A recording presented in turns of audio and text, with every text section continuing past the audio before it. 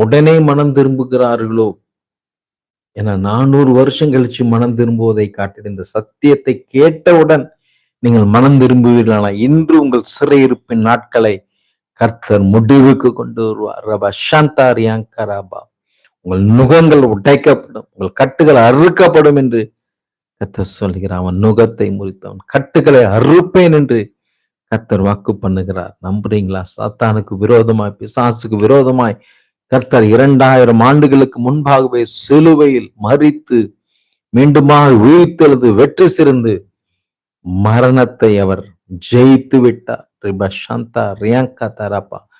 மரணம் என்கிற சாத்தானை, பிசாசை கர்த்தர் முற்றிலுமாய் பரிகரித்தார். ஆமென்.